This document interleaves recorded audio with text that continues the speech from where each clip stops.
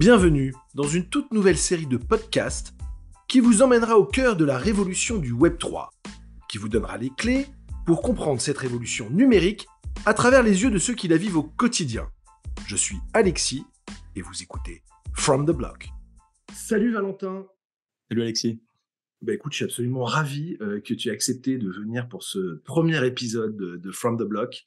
Alors c'est un peu une invitation retour parce que pour ceux qui n'ont pas vu, tu m'as fait une très belle interview dans ton podcast sur Cryptost il y a à peu près 2 semaines. Donc je suis ravi de faire le match retour avec toi et de lancer cette nouvelle série From the Block où on va vraiment s'attarder à faire le portrait des gens qui, comme toi, ont une place importante dans le Web3 et font en sorte que justement cette industrie avance.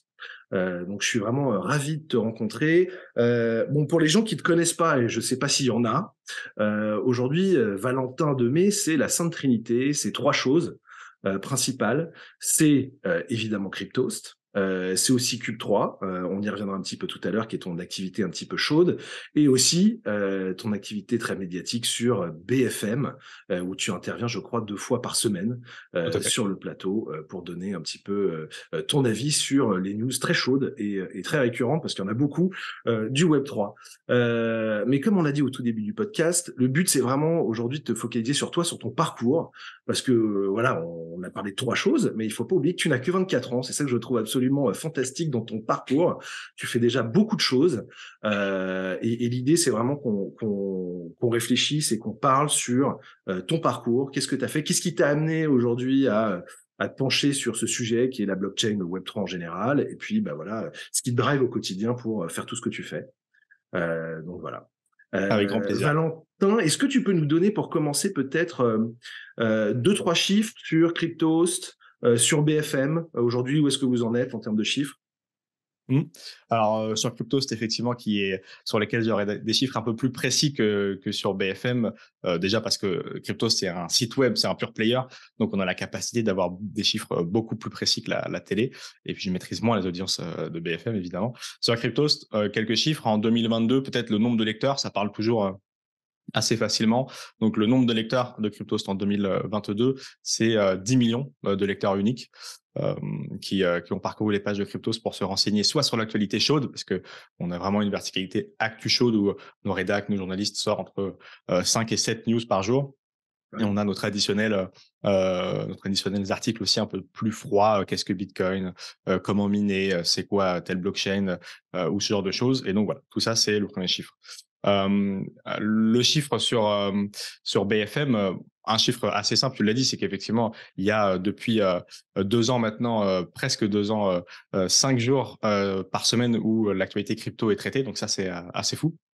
Et en termes de temps, c'est quand même une demi-heure dans l'émission de BFM Bourse animée par Guillaume Sommerer, ce qui est une première en termes de puissance médiatique aussi importante que le groupe Altis qui décide de donner autant de temps à une nouvelle thématique qui est le Web3. Donc ça, c'est assez fou en termes d'audience.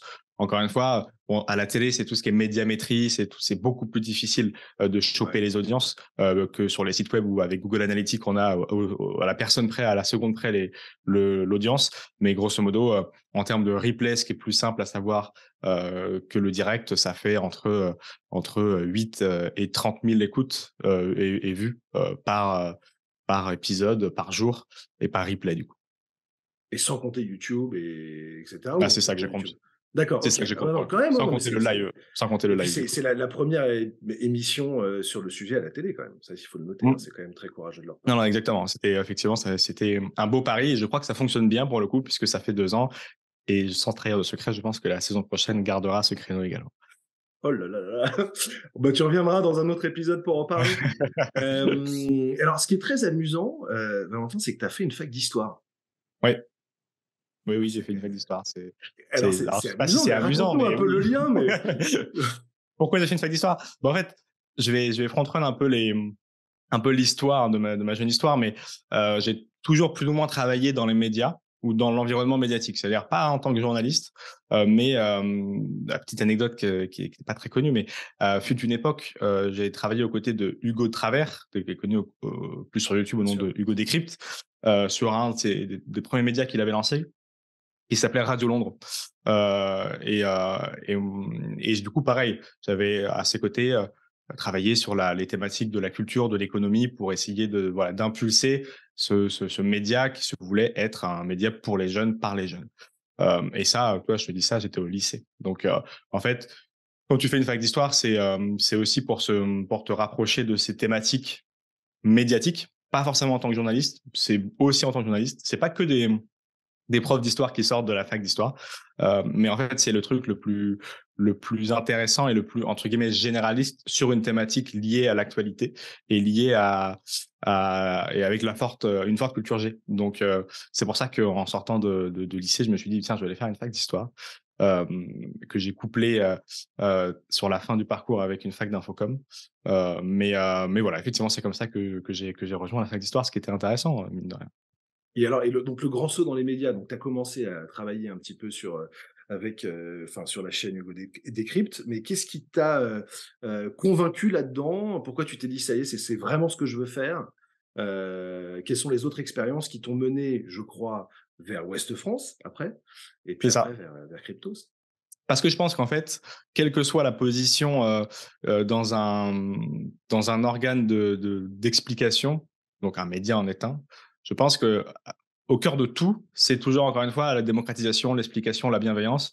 Et quand j'ai toujours été assez curieux et j'ai toujours voulu assez tôt transmettre cette curiosité, le plus simple, le plus beau, c'était de travailler dans un média, que ça soit encore une fois en étant sur le terrain, en étant journaliste, en étant autour d'une rédaction pour essayer d'apporter sa pierre à l'édifice, que ça soit même la personne qui distribue, alors j'ai pas eu ce poste-là, mais qui distribue le courrier physique Ouest France tous les matins à 6h30. Et tout ça, c'est la chaîne de l'actualité pour les médias chauds, puis c'est aussi la chaîne du savoir. Donc moi, c'est ce que je trouvais le plus noble pour transmettre cette envie d'apprendre sur des thématiques bien différentes, avec Hugo à l'époque, c'était plutôt sur les questions culture et économie. Il n'y avait pas de crypto à l'époque, donc j'avais l'occasion alors soit d'être sur le terrain, soit d'être derrière avec les équipes pour traiter l'actualité. C'était une très belle époque puisque c'était au lycée et j'avais l'occasion avec Hugo et parfois ses équipes d'être sur des festivals de musique l'été. Donc ça, c'était assez intéressant et c'était assez marrant parce que c'était tout pile la période où j'écoutais les groupes qui passaient. Bien Donc sûr. c'était marrant. Et puis voilà, parfois derrière, et ensuite effectivement rejoindre quelques années après Ouest France parce que c'était professionnalisant en fait. Quand je l'ai fait sur Radio Londres, c'était pas payé, c'était du Bien sûr. bénévolat. Le site rapportait pas grand chose, si ce n'est rien, suffisamment pour faire tourner les serveurs, mais c'était tout. À ce moment-là, sur la fin, Hugo Travers, du coup, a lancé Hugo Décrypte, sa chaîne YouTube qui est devenue très connue, a laissé un peu de côté Radio Londres. Et c'est à ce moment-là où j'ai jump chez West France, où pour le coup, je suis vraiment passé de plus derrière l'écran avec une équipe de rédac à être sur le terrain. Parce que du coup, j'ai été euh, sur le terrain à West France Angers pour couvrir les sujets d'actualité économique et culture. Donc, j'ai gardé quand même les deux versants des sujets que j'avais à Radio Londres. Mais j'ai beaucoup aimé parce que pour le coup, c'est là où c'était mon vrai pied dans le milieu professionnel avec un gros groupe où il y a des choses un peu plus séquencées, où on passe en fait faut tout faire à il y a un rédacteur en chef, il y a des rédacteurs, il y a des journalistes, il y a ce qu'on Bien appelle des sûr. secrétaires de rédaction, c'est-à-dire que on l'a pas à Cryptos, on travaille dessus. En fait, le journaliste, le rédacteur envoie son article, il est réceptionné dans une autre salle avec des gens qui le relisent, qui l'embellissent, qui le mettent en page et qui le mettent justement sur les pages physiques des journaux Ouest France qu'on déplie ou qu'on a tous dépliés chez nos pères ou nos grands-parents ou nos parents. Et voilà, D'ailleurs, en tu as fait. Et gardé un petit c'était peu je crois que tu as lancé un NFT, un journal NFT. Et Oui, d'ailleurs, on en reparlera peut-être tout à l'heure, mais tu as gardé un il petit est peu là. voilà, Regarde, effectivement, il est magnifique. là. Il est Où j'ai magnifique. gardé ce côté papier parce qu'encore une fois, pour moi, dans la transmission, le côté papier, c'est important. Surtout Ouais, dans un format qu'on a emprunté au 1 hebdo où on le déplie et on est vraiment plongé dans l'article et dans le journal et dans le sujet. Alors, encore une fois, tout ce qui permet d'être embarqué dans ce sujet, c'est important parce que on est tellement sollicité que le temps de cerveau disponible, il décroche très vite. bien Donc, sûr. le papier, ça permet d'être vraiment accroché et de ne pas avoir un onglet qui s'ouvre en arrière-plan.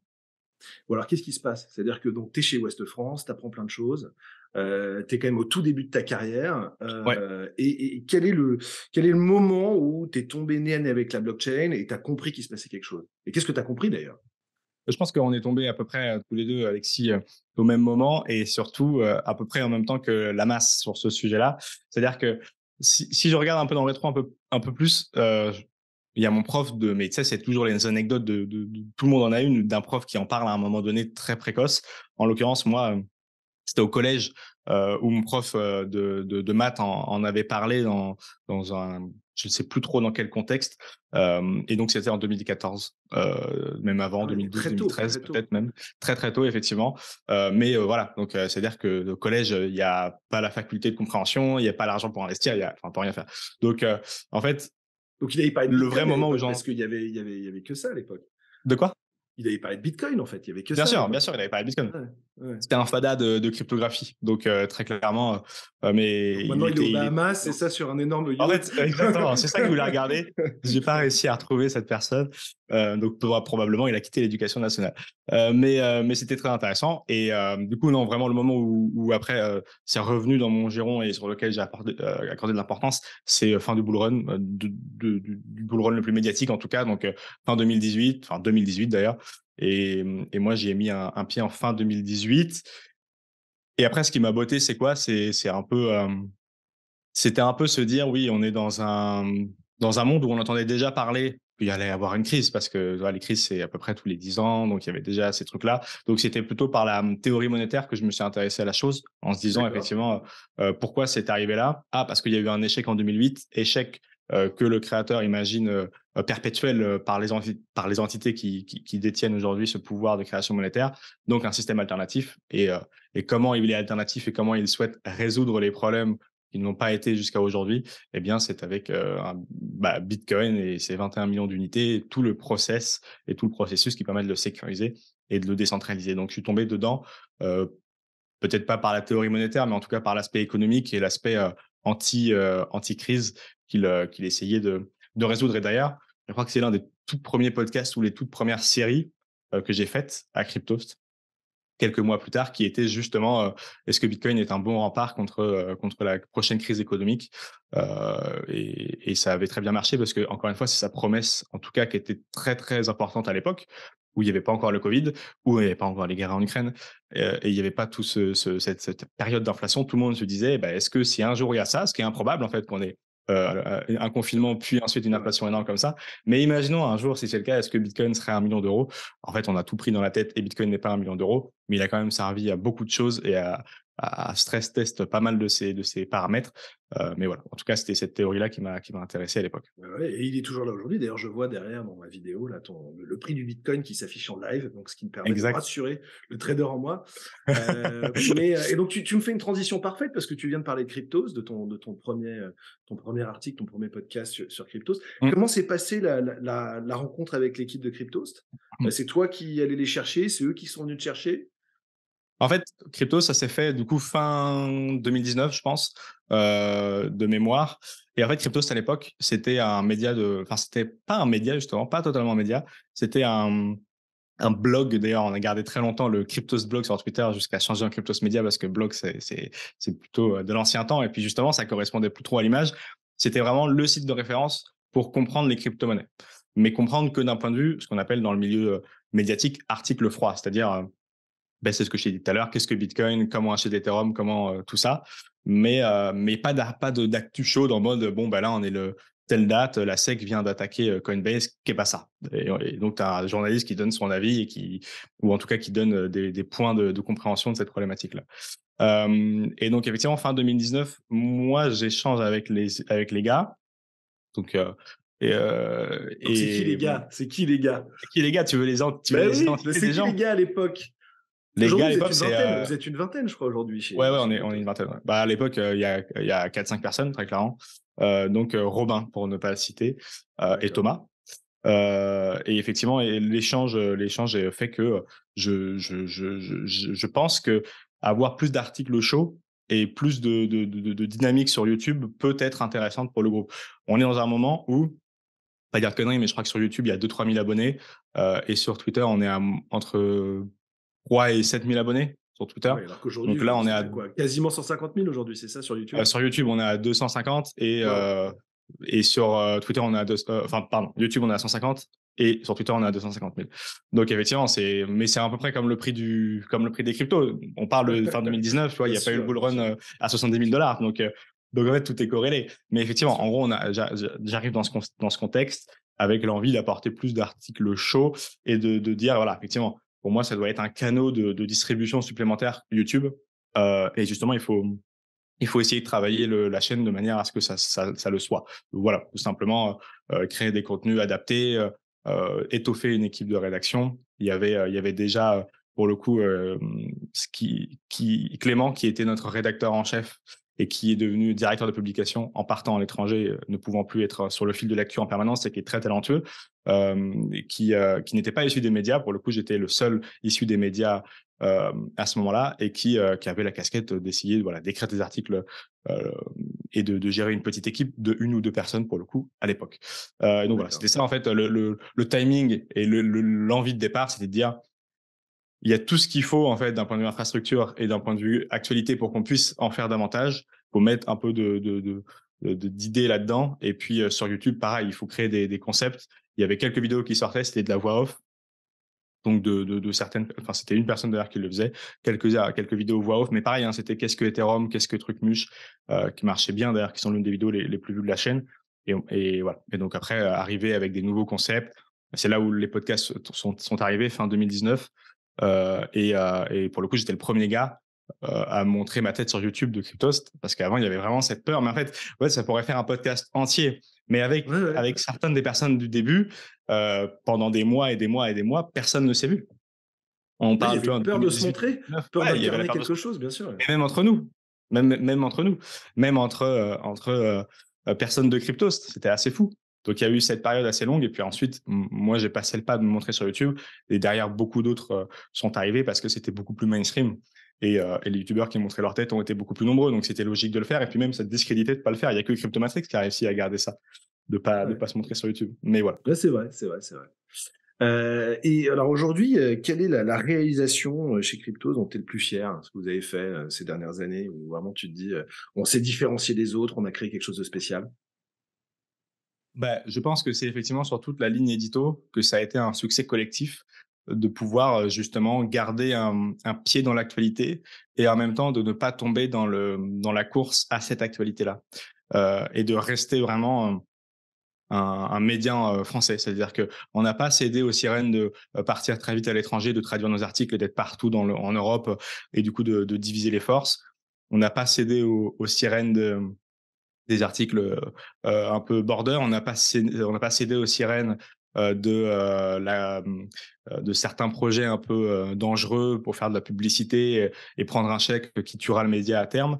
On n'a pas cédé à toutes ces sirènes qui pourtant étaient très fortes pendant le bull run. Donc c'est plus J'imagine. facile de dire qu'on n'y a pas cédé en juin 2023, quand la boîte mail est un peu moins remplie de demandes. Mais il faut se dire quand même que Cryptost étant le premier média francophone du Web3, on reçoit quand même un paquet de messages, surtout en bull run, et donc des chèques assez astronomiques pour faire des fois ne serait-ce qu'un tweet ou une vidéo ou un article, et de pas avoir cédé à ça pour garder toujours son intégrité, et puis la transparence vis-à-vis des lecteurs.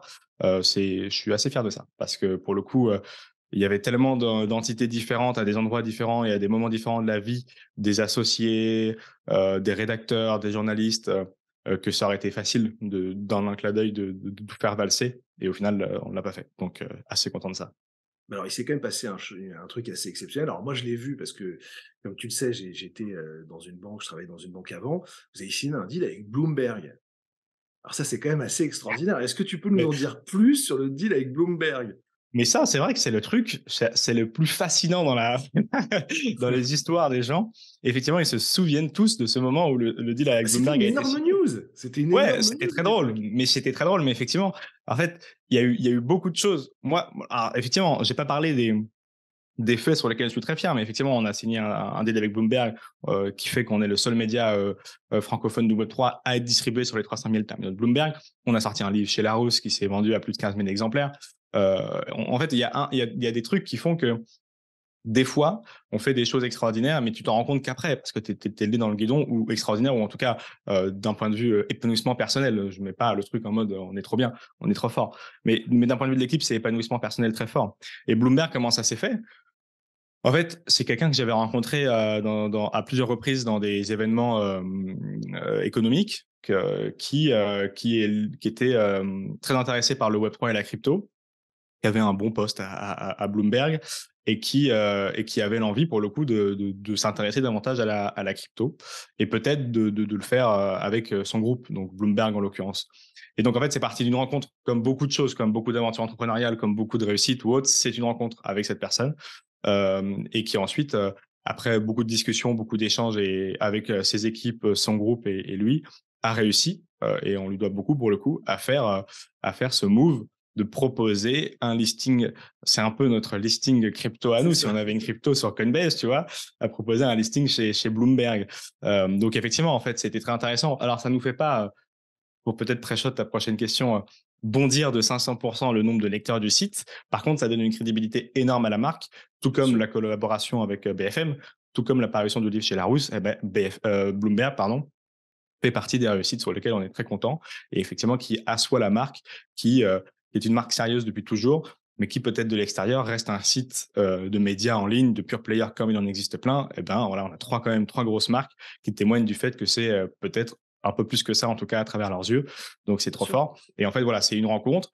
Ensuite on échange avec des gens, du groupe et puis de se dire en fait ouais, dans quelle mesure ça peut participer à la réussite, de Bloomberg ou en tout cas à l'intérêt, des gens qui achètent, des abonnements dans une période où ils étaient vraiment en train de pivoter. C'est-à-dire que l'un des directeurs, cofondateurs de Bloomberg, était justement, c'était peut-être Michael d'ailleurs, était très intéressé par, pivoter d'un point de vue de la blockchain en comprenant que il y avait beaucoup, beaucoup de data qui pouvaient être extraites, que justement ces data à extraire étaient, le rôle de Bloomberg, mais tant d'un point de vue, ouvrir la blockchain et voir ce qui se passe un peu comme Kaiko, d'ailleurs ils ont aussi un partenariat Ouais. avec Kaiko, que d'un point de vue de l'actualité, où pour le coup on était le seul média francophone, du Web3 à avoir ce partenariat-là. Et ils en sont très contents parce que pour le coup on l'a toujours, on a toujours de très bons rapports avec eux et c'est trop bien. Ça veut dire qu'en fait, toutes les news qu'on publie sur Cryptost sont traduites en une dizaine de langues et publiées dans les 320 000 terminaux de C'est la Bloomberg. question que j'allais te poser. Est-ce que c'est du C'est assez contenu cool. dédié ou est-ce que c'est le même contenu Il y a les que... 2, il y a les 2. Des D'accord. fois, on balance que du contenu dédié, mais très souvent, en fait, en tout cas, les news en tout cas, ce qui est sûr, c'est que toutes les news qui sont sur le site sont là-bas et des fois, il y a un peu de contenu dédié, ouais.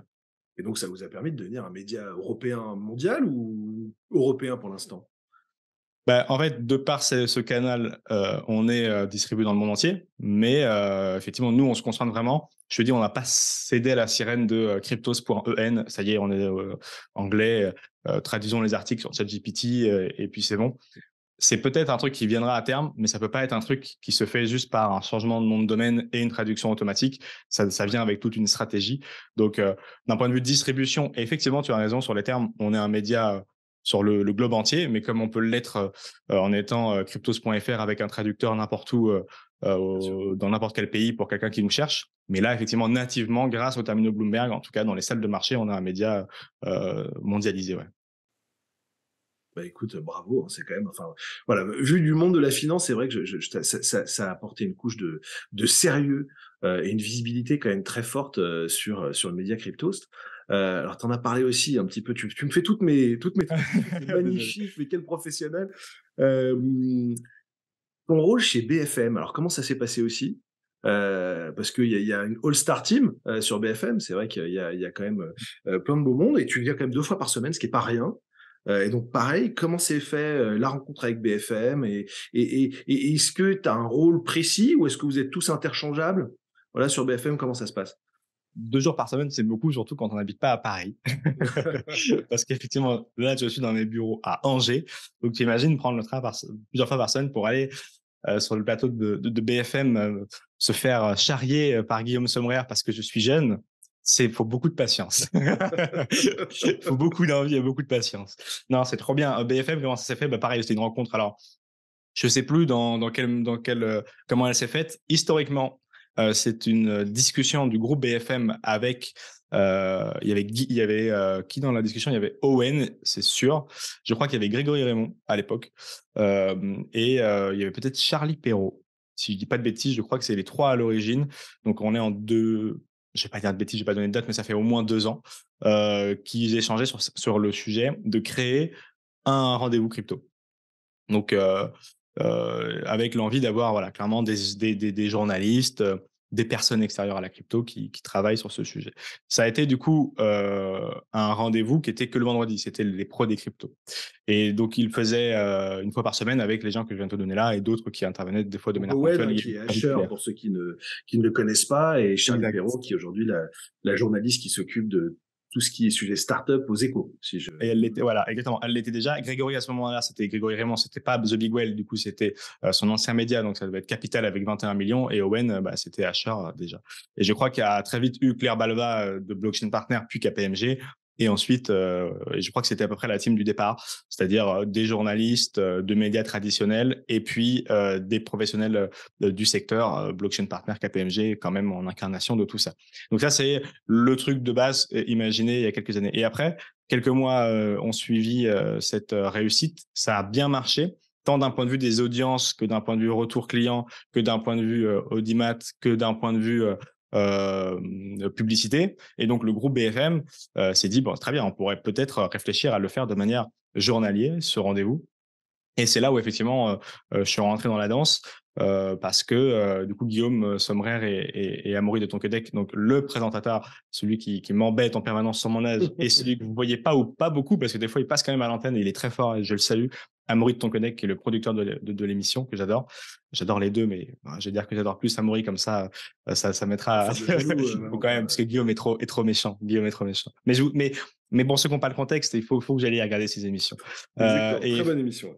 et effectivement, voilà. Donc l'idée, c'est ça, c'était de se dire, il faut le mettre de manière quotidienne. Et donc, ça m'a fait très plaisir d'échanger avec eux sur ces sujets-là, parce que c'était dans notre envie. On venait, j'ai plus les dates en tête, tu m'excuseras, mais je pense qu'on venait de signer plus ou moins Bloomberg, où c'était à peu près à la même période. Euh, on devait être en train d'écrire le livre de Larousse, donc c'était dans notre dynamique de se dire, il faut que, pareil, dans l'objectif de démocratisation, dans l'objectif de professionnalisation, qu'on aille de plus en plus vers ces marques qui sont ancrées et qui ont réussi depuis toujours à être du milieu instit et validées par l'ensemble d'un secteur, pour apporter notre pierre à l'édifice et puis pour démocratiser cette industrie de plus en plus. Et en échange d'apprendre un milliard de choses. Moi, j'avais fait, on l'a passé parce que sinon, si on fait toutes les expériences, même si je suis jeune, on va pas s'en sortir. J'ai fait de la radio pendant 2 ans, donc le côté et pourtant j'ai toujours été speed. Tu vois, là, probablement les gens se diront, il est speed. Je peux baisser d'un ton, je peux descendre un peu dans les tonalités et Il est prendre plus le temps. professionnel. Mais quand même, on s'est dit que fallait le tenir en 1 heure. Donc non, non, mais voilà, effectivement, l'idée c'était de se dire. Continuons de démocratiser la chose. Moi, j'adorais le côté radio, donc pas de télé. J'avais pas fait de télé, mais c'est quand même pas très loin d'être la même chose. C'est filmé, mais en même temps, toutes les radios sont filmées aujourd'hui, donc c'est à peu près la même chose quand même. Donc voilà, c'était un nouveau challenge et j'ai évidemment sauté dedans avec joie. Et c'est à ce moment-là où Grégory et Raphaël se sont plus ou moins, ça devait être à ces périodes, à quelques mois près, mis ensemble pour créer The Big Whale, que Raphaël est du coup venu aussi sur l'émission, que Pauline Armandet a été recrutée par BFM, qui est la journaliste crypto de BFM, qui était avant dans un autre média, pour justement étoffer la partie BFM crypto, et que le rendez-vous qui était hebdo, qui en fait a eu à un moment donné du plomb dans l'aile et qui aurait pu disparaître, est revenu, s'est mis d'un point de vue journalier, et là a trouvé son rythme de croisière. Et effectivement, moi j'interviens les mardis et mercredis avec la casquette actualité D'accord. et décryptage de tout ce qui est Web3, économie ou le pont entre les deux, euh, à BFM chaque mardi et mercredi à 17h, enfin 16h35 jusqu'à 17h, pardon. Magnifique. Alors là, on a quand même vu en fait une montée en puissance, une stratégie autour de Cryptost sur, on va dire vraiment, on va dire le côté actu froide, actu chaude, structuration de YouTube des différents C'était médias. bien réfléchi, hein? Non, mais c'est extraordinaire. Après, on arrive chez BFM, on arrive chez Bloomberg, et là, il y a quelques semaines, on nous Mmh. annonce le lancement de Cube 3. Mais Alors à c'est quel moment on dort dans l'histoire? C'est ça qui est non, non, toujours mais c'est pareil. ça. Comment tu fais pour tenir au courant? Non, mais c'est complètement incroyable. Alors, J'ai qu'est-ce pas que c'est Cube trouvé, 3? Parce que oh, pas trouvé. il y a eu quand même pas mal de couverture médiatique. Mais qu'est-ce que c'est Cube 3? C'est quoi l'ambition derrière tout ça? Pourquoi tu as fait ça? Bah, là, même dynamique que ce qu'on a pu faire avec mes associés jusque-là sur Cryptost, c'était de se dire, il faut continuer de démocratiser cette industrie, il faut continuer d'apporter notre pierre à l'édifice, comme on a su le faire auprès des lecteurs, qui étaient nombreux du coup sur les derniers mois du média et qui continuent à être nombreux malgré le bear market, de se dire, voilà, il faut changer de posture pour continuer de les accompagner. Donc, voilà l'objectif. L'ambition, c'est d'être le premier incubateur accélérateur Web3 d'Europe, sur 3 créneaux. Déjà par la taille, on a presque 1000 mètres carrés pour accélérer et incuber nos entreprises. Ça ne se joue pas que sur les mètres carrés, sinon on pourrait prendre n'importe quel hangar et être le premier. Ça se joue aussi sur les financements et ça se joue aussi sur les personnes qui portent ou coportent ou interviennent dans cet incubateur accélérateur. Et tu en fais partie, mon cher Alexis.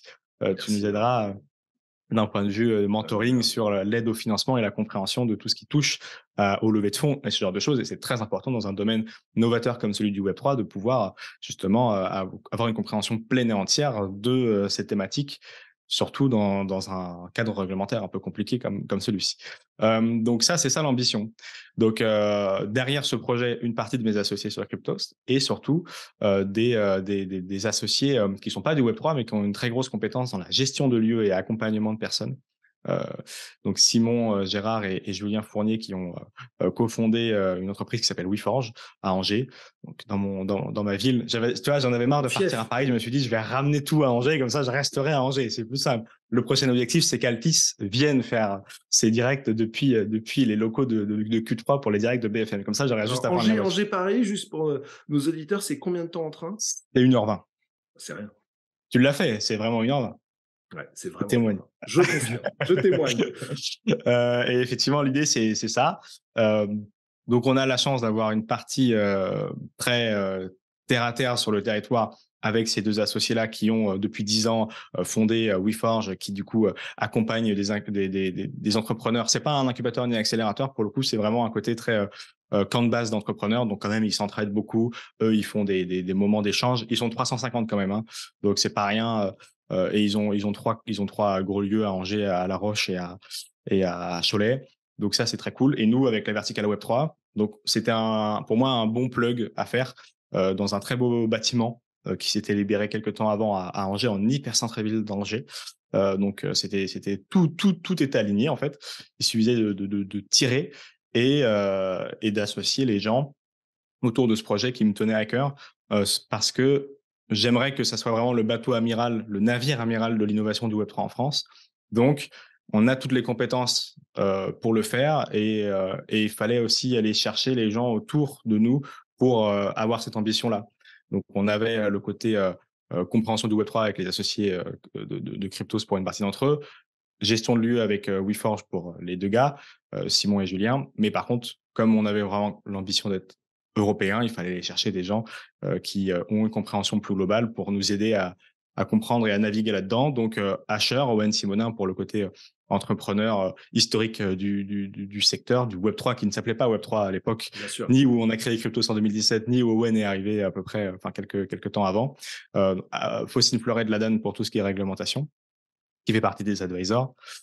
Yvan Delatour de BPI France, qui fait aussi partie des advisors, parce que c'est le rôle de BPI de subventionner ou d'aider ou d'accompagner ou de financer nos entreprises du Web3. Ils ont fait une cartographie, il y en a plus de 500, donc c'est assez fou. Mais je crois que tu recevras Yvan, donc je ne vais pas trop spoiler ses activités. Oui, s'il te Il plaît. y a... Et après, en mentor, on a identifié une dizaine de sous-narratifs du Web3, dont la finance décentralisée, dont la tokenisation, dont le métavers et toutes ces choses-là. Et on allait chercher à chaque fois le cofondateur, le CTO, le CEO, en tout cas la personne la plus à même de transmettre son savoir et d'accompagner des nouvelles entreprises sur ce secteur. Mark Zeller notamment, qui a cofondé AAV et qui est très connu dans la finance décentralisée, qui sera le mentor de la DeFi du coup chez nous. Donc voilà, en gros c'est ça, avec l'ambition d'avoir une centaine d'entrepreneurs à partir de la fin d'année 2023 et de les accompagner, de les structurer, de les financer et de les propulser à l'échelle européenne avec à peu près voilà 200-250 heures d'accompagnement et de formation pour structurer nos équipes, structurer leurs équipes pardon, et structurer les projets pour faire face à la réglementation et pouvoir passer d'un point de vue très francophone à tout de suite un continent, ce qui est très challengeant, ce qui peut être une vraie force de frappe pour notre écosystème, mais qui demande pour ça d'être très accompagné et financé. Et c'est l'objectif avec Cube3 de permettre à nos géants futurs de pouvoir émerger et de rester en France pour pouvoir monter au niveau européen dans les prochaines années. Ouais, parce que c'est quand même important de comprendre que, justement dans le domaine de la blockchain, on est tout de suite à une échelle, mondiale. En fait, on n'est pas du tout, c'est-à-dire qu'on Ouais, soit finalement rangé à Paris, à Hong Kong, à Londres, et cetera. Si le protocole est bien fait, si le produit est bien fait, en fait, tout de suite le reach est absolument mondial. ouais, bien sûr. Mais en fait, pour moi, il y avait vraiment un challenge parce que ce que tu dis là, c'est vrai et c'est vrai depuis toujours, en fait, que c'est mondialisé, c'est un marché mondialisé. Mais là, pour moi, la grosse différence, c'est que on est quand même, en passe d'avoir une réglementation européenne, MiCA, tu connais bien. C'est-à-dire que c'est la première fois de l'histoire, en tout cas du Web3, que, on a un avantage concurrent. Donc on va avoir une uniformisation réglementaire et c'est la première fois de l'histoire dans un aussi gros secteur qu'on aura un avantage concurrentiel par rapport aux États-Unis. Donc moi, j'ai coutume de dire, on n'a pas les milliards des États-Unis, ou en tout cas, ils sont en train de les perdre, les milliards, mais ils ont toujours historiquement eu plus de financement. On n'a pas encore le financement des States, mais par contre, on a un cadre réglementaire clair et ça vaut beaucoup plus que les dizaines de milliards que les States pourraient injecter demain dans ce secteur. La preuve étant ce qui se passe avec Coinbase. Donc il y avait vraiment ce côté, Oui, juste pour des gens qui ne sont pas au courant, en fait, Coinbase a fait on un a une carte à appel, jouer. voilà, en disant, «S'il vous plaît», voilà, ils ont dit à la SEC: «Donnez-nous des règles claires». Ah oui, ouais, ouais. Voilà. Clairement, pour Coinbase et les autres entreprises qui n'ont pas de règles claires aux États-Unis, qui se font taper dessus et qui savent pas du coup comment réagir en se faisant taper dessus. Nous, on sait à quelle sauce vont être mangés les entrepreneurs, donc ça attirera évidemment et probablement des entreprises et ensuite les financements viendront. Donc c'était ça l'objectif. Et ça, le gouvernement l'a bien compris, étant donné qu'il y a déjà des Binance qui ont leur siège européen en France, à Paris. Pareil pour crypto.com, c'est en cours pour Circle, l'émetteur du stablecoin USDC. Donc ça, il n'y a pas de sujet. Par contre, là où il y avait un sujet, c'est que draguer les entreprises étrangères pour les ramener en France, c'est une chose. Faire en sorte que nos entreprises françaises restent et continuent de créer en France en est une autre. Et pour le coup, le gouvernement, avec talent, a réussi à prendre la première verticale. La deuxième, elle a été un peu délaissée. Et c'est le rôle, justement, écosystémique des structures comme celle qu'on est en train de monter, de garder ces gens-là et de faire attention d'où vient le financement. Parce qu'on parle effectivement de choses qui est très décentralisées et mondialisées, certes, mais on est quand même sur une technologie très jeune avec un pouvoir de disruptif assez important sur beaucoup de secteurs. C'est facile d'avoir un financement extérieur pour prendre la main sur des sujets très précis. Et c'est du coup un dommage parce que pour le coup, on a de très beaux fonds en France et en Europe qui allouent une grande partie de leurs capitaux au Web3. On a la capacité d'investissement de 150 à 300 millions d'euros en France sur des sujets Web3. Donc c'est assez cool. Ils sont pas forcément toujours distribués, qui sont pas forcément toujours défendus, mais je pense qu'on a quand même les cerveaux depuis toujours en France. On sait bien que les ingénieurs sont super, mais c'est juste qu'ils partent. On commence à avoir le cadre réglementaire. Les financements sont en place. Il faut juste avoir des rampes de lancement et un cadre très clair pour pouvoir les diffuser. Et on a des ingénieurs et une industrie qui est suffisamment grosse pour pouvoir justement adouber les prochaines générations qui vont ériger ce Web3 en force. Voilà. Et j'espère qu'on sera au carrefour de tout ça avec beaucoup de force et d'envie et c'est parti pour l'écosystème se prête au jeu parce que au-delà d'une aventure personnelle et en même temps d'associé, c'est un truc écosystémique que j'espère pouvoir porter le plus loin parce que je pense que ce secteur en a besoin pour se structurer à la veille de cette réglementation européenne et au moment où la course ne sera plus franco-française, elle sera européenne puis très vite mondiale et qu'il faut garder nos cerveaux parce qu'ils sont très talentueux. On a reçu une centaine de candidatures en 2 semaines et je peux te dire, Alexis, qu'ils sont très talentueux, nos cerveaux. Ah, c'est assez impressionnant quand même, hein. Et en fait, tu es un peu le Peter Parker de l'écosystème, hein. With great power come great responsibilities. Je pense que vous avez une audience assez forte et vous avez un impact en tout cas sur le média et les news. Donc déjà, vous façonnez quand même un petit peu la compréhension. Enfin, vous aidez les gens à comprendre ce qu'est le Web 3 et tous les enjeux qui sont derrière. Et maintenant, quand même, d'accompagner très concrètement toutes ces entreprises au quotidien et de faire en sorte que l'écosystème se muscle un peu et puisse se C'est ça. structurer, c'est quand même une aventure assez extraordinaire. Alors, tu en as parlé très rapidement, mais si, alors pour les gens, peut-être les porteurs de projets qui nous écoutent, qui veulent postuler chez Cube3, tu parlais des verticales tout à l'heure. Ouais. Rapidement, est-ce que tu as la liste complète de ces verticales que vous traitez chez Cube3? Est-ce que c'est des verticales qui sont obligatoires ou n'importe quel type de projet peut venir chez vous?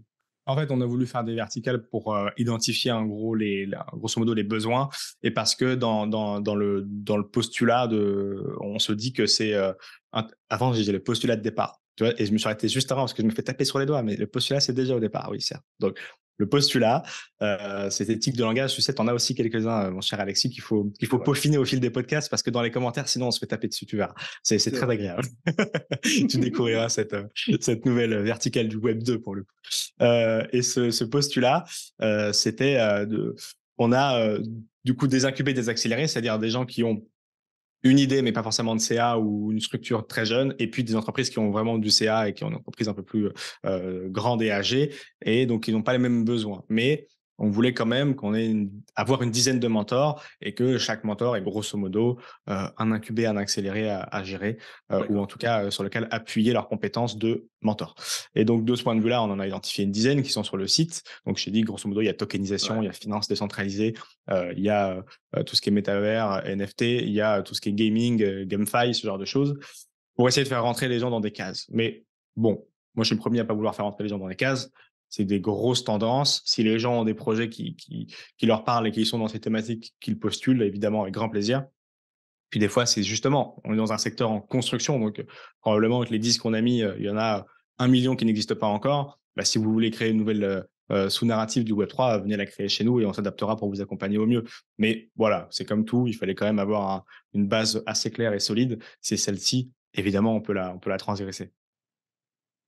Super. Et est-ce que on va repartir un peu sur des sujets un petit peu plus généraux. Aujourd'hui, bon, on est quoi? On est en juin, le 12 juin. On se fait quand même un petit peu bousculer sur les marchés. On a quand même la SEC qui quand même s'excite un peu aux États-Unis. Il se passe quand même beaucoup de choses.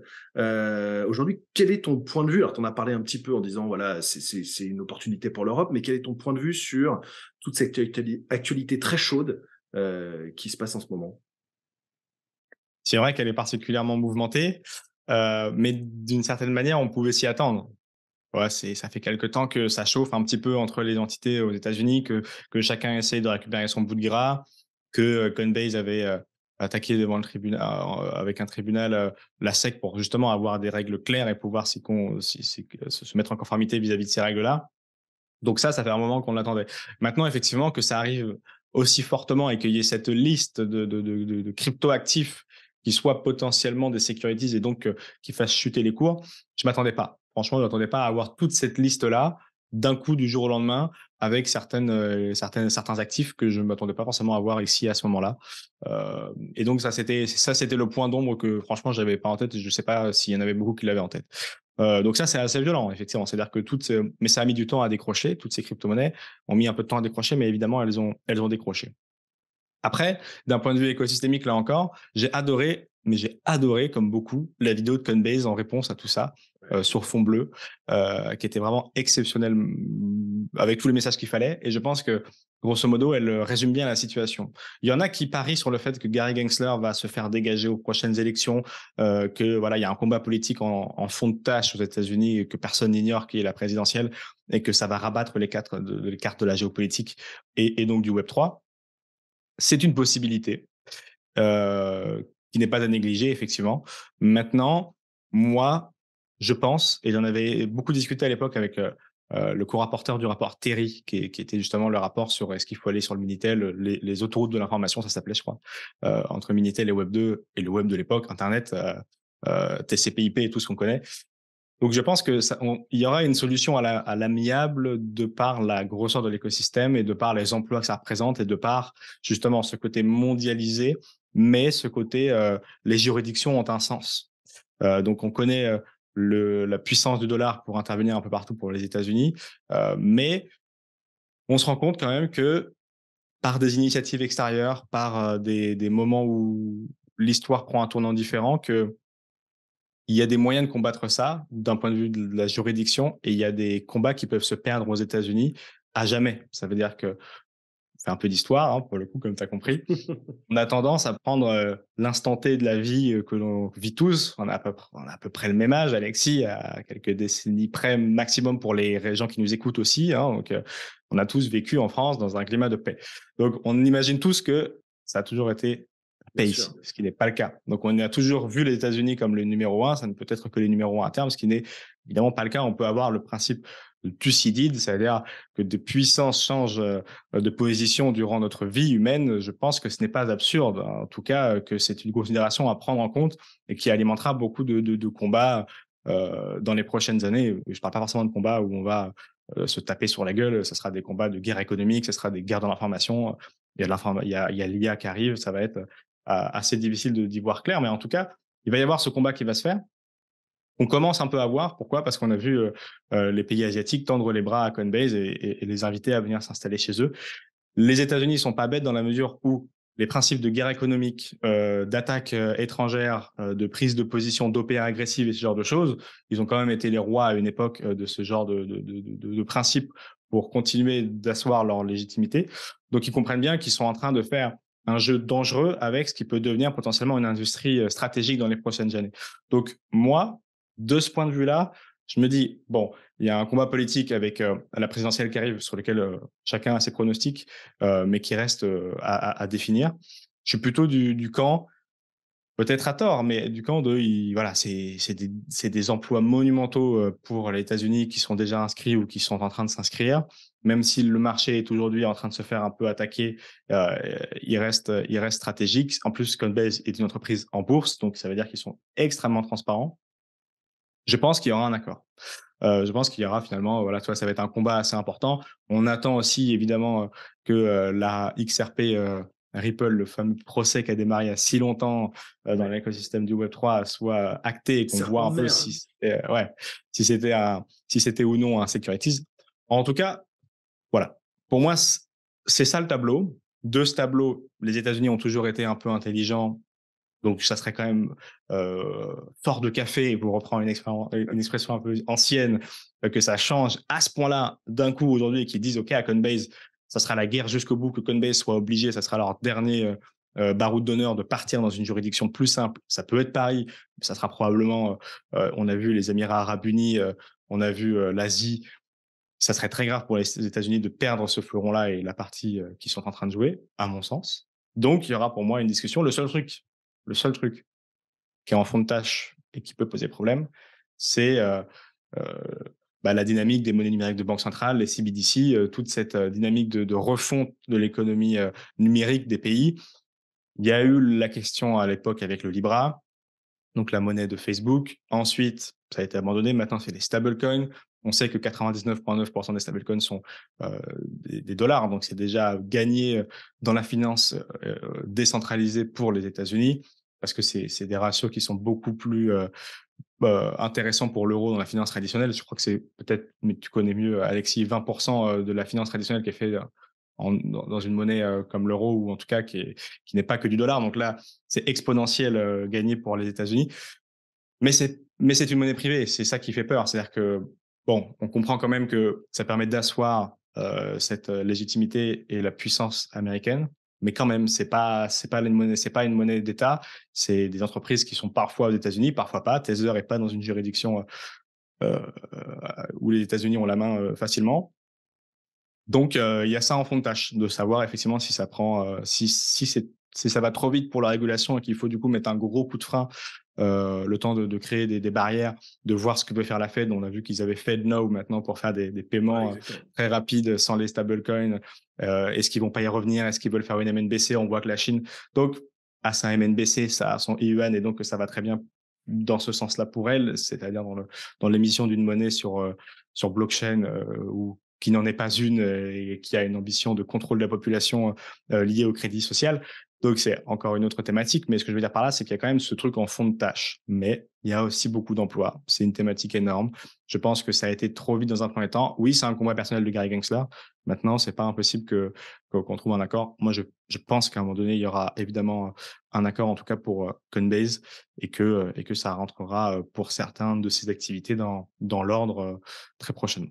C'est Surtout ma ce qui vision. est, surtout ce qui est très surprenant, c'est que Gary Gensler était professeur de blockchain au MIT.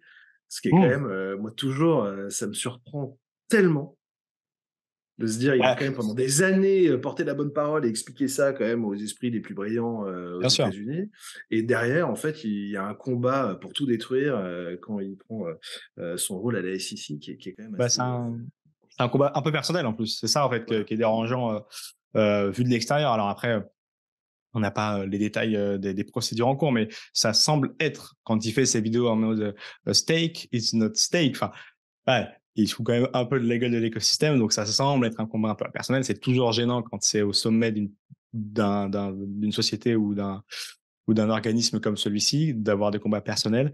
Mais, ouais, je te dis, grosso modo, est-ce que ça se réglera très rapidement avec un changement de camp, politique, à la prochaine élection présidentielle? Bah, c'est le combat de certains et dans tous les cas, que ça soit par ce biais-là ou par un autre biais, il y a tellement de contre-pouvoirs aux États-Unis, il y a tellement de gens qui sont attentifs à ce qu'on appelle la guerre économique, à ce qu'on voit se dessiner sous nos yeux. Il y a pas besoin d'être un spécialiste pour le voir, où il y a, Hong Kong qui lève la main pour dire: «Bah, venez chez nous», pareil pour les Émirats arabes unis. Encore une fois, c'est des fleurons américains, c'est des, emplois américains, c'est des technologies pour certaines, qui reposent sur des systèmes américains. Je veux bien comprendre qu'il y a une guerre de fond entre les puissances, mondiales aujourd'hui. Maintenant, c'est un truc qui est tellement stratégique parce qu'il touche à la monnaie, il touche à l'émission monétaire et au système de paiement américain que si tant est que personne n'avait, imaginé, oui, qu'on le disait au début, il y aurait une guerre, précédée par un confinement et un Covid, donc la probabilité était presque nulle. Bon, peut-être la probabilité d'avoir Bitcoin un jour comme monnaie légale dans le monde entier est aussi, faible, mais c'est quand même existé pour la première Elle est pas partie de nulle. l'histoire. Exactement. Peut-être qu'elle peut arriver dans la deuxième partie de l'histoire et même sans arriver dans ces, pour certains extrêmes-là, on parle, voilà, on voit de plus en plus de choses qui vont sur blockchain. Et en plus, c'est encore une fois, Coinbase le faisait de manière plutôt legit, en étant en plus enregistré en bourse. Donc, il y aura des choses à revoir et il y aura des choses qui vont se perdre si jamais les États-Unis font un move bizarre. Et encore une fois, ce qui est très bien de ce côté-là, c'est que l'Europe a Mika, l'Europe a un cadre clair et l'Europe a des géants déjà présents et donc elle a un rôle à jouer et ça serait quand même assez fou que ça soit l'un des des des changements de vapeur, qu'on est en train de voir sous nos yeux et qui profitent, pour une fois, au vieux continent. Mais en tout cas, on l'espère. Bah, écoute, Valentin, merci beaucoup. Je pense qu'on aurait pu rester encore 2 heures, sur ce podcast. Je suis vraiment très heureux d'avoir fait ce premier épisode avec toi. Juste Super, peut-être merci à toi. pour sortir, pour tous les gens, les jeunes et les moins jeunes d'ailleurs, qui ont envie de se lancer dans cette industrie, qu'est-ce que tu leur donnerais aujourd'hui comme conseil? Je n'y allais pas, vous voyez, on a tout dit, ça c'est ça c'est la fin, n'y allez pas. Soyez un peu cohérents.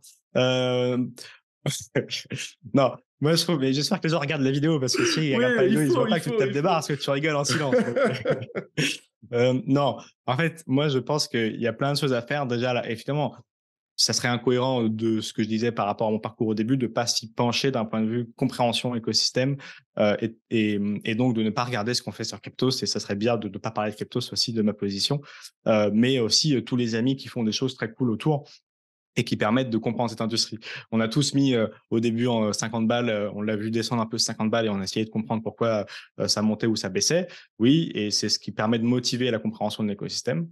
Mais quand même, regardez un petit peu, sans forcément mettre de l'argent, de quoi on parle. Parce qu'on en a parlé dans le podcast quand on a fait la première partie, le match aller, ça touche un peu de tout. Ça touche, la philosophie, ça touche la théorie monétaire, ça touche la finance, ça touche l'économie, ça touche à beaucoup de domaines qui semblent abstraits et l'informatique. Et en fait, quand on les relie, it makes sense. C'est le connecting the dots de Steve Jobs, on en a parlé ensemble. Ça fait sens de tout connecter et l'incarnation, c'est Bitcoin. Donc, renseignez-vous parce que c'est vrai le fameux rabbit hole, c'est-à-dire on en rigole beaucoup entre gens qui sont tombés dedans. Mais franchement, mettre un doigt dans cet écosystème, que ce soit par la théorie monétaire, que ce soit par l'envie de gagner de l'argent, que ce soit par l'informatique ou quoi, vous allez apprendre des choses de manière passive et agréable parce que tout est connecté, et sans vous rendre compte que vous êtes en train d'augmenter vos skills dans les 10 domaines les plus incompréhensibles des Français en 2023. Ça sera le C'est titre du vrai. prochain livre de Larousse, tiens. C'est très vrai, c'est très vrai, c'est très vrai. Et c'est trop bien. C'est-à-dire que, et vous allez faire des rencontres de fous parce qu'effectivement, C'est un domaine qui permet de rencontrer des gens qui, de prime abord, ne sont pas dans les mêmes milieux. Alexis en est l'incarnation. Il travaille dans la finance. Quelle horreur dans une banque! Ah, c'est ce qu'on veut Ah, détruire. Qu'est-ce que vous faites ici? Et au final, en fait, ça matche bien. La preuve étant, Alexis a quitté son travail pour se mettre à fond ouais. dans le Web3 et faire des podcasts. Vous Quel rendez-vous titre, compte? quel titre! Oh là là. Bon, bah, Donc Valentin, bah, voilà, effectivement, super. Bah, c'est écoute, c'est on vraiment de se se fera, renseigner. ouais, ouais, de se renseigner. Mais je pense que c'est un très bon mot parce que il faut être curieux. Comme tu dis, je partage tout à fait ton avis. C'est un sujet qui est tellement pluriforme que en fait, on peut l'attaquer par plein d'angles différents. Donc, c'est vrai que j'engagerais mon audience, captive ou pas captive, à vraiment bah, aller sur Cryptos, lire tous les articles de fond. C'est aussi l'avantage d'avoir de l'actualité froide. C'est que pour les gens qui Tout débutent, à fait. il y a aussi vraiment le kit de démarrage des gens dans la blockchain. Exactement. Et c'est très pratique. Et puis au fur et à mesure, bah, quand vous le serez un peu accro aux actualités brûlantes et quotidiennes de cette thématique, et ben vous ne pourrez plus quitter le site de Cryptost. Bah, Valentin, écoute, merci beaucoup. Je pense que je te réinviterai un jour. On fera le point sur l'actu Avec plaisir. parce que c'est quand même ton domaine. Et en tout cas, je te souhaite un excellent lancement de Cube 3 et En septembre. une première année, une première cohorte QV. de Ouais, QV. projets qui soient exceptionnels, mais je serai là pour les voir. Bah, avec grand plaisir. Merci beaucoup, Alexis. Bon courage pour tes podcasts. C'était cool de m'inviter pour me piquer ma place. Tu sais, c'était la Ah politesse. C'était la moindre des choses. J'apprécie ce geste, hein. C'est comme à la finance, dans la française, tu sais, on t'invite avant Baiser du de. dragon, c'est le baiser du dragon. Donc, merci beaucoup, Alexis. Très, très cool de lancer ces initiatives. J'ai beaucoup aimé en plus la couverture de From the Block. Donc c'est cool et au Attends plaisir. de voir la couverture de l'épisode. Ah Oui. bah alors là, effectivement, je serais particulièrement curieux. Au plaisir d'écouter les prochaines personnes très talentueuses, dont Yvan, si j'ai bien compris, qui passeront sur ton podcast et de continuer justement à multiplier les canaux et l'information. À très vite. À très vite. Merci. Et voilà, c'est tout pour cet épisode de From the Block. Comme je suis sûr que vous avez adoré cet échange autant que moi, je vous invite à vous abonner au podcast ou à la chaîne YouTube. Vous trouverez tous les liens dans la description de cet épisode. N'hésitez pas à partager ce podcast avec vos amis, collègues et tous ceux qui s'intéressent au Web3. Votre soutien nous aide à continuer à produire du contenu de qualité et à faire connaître les voix influentes de l'industrie. Restez connectés, car de nombreux épisodes passionnants sont à venir. Merci d'avoir écouté From the Block.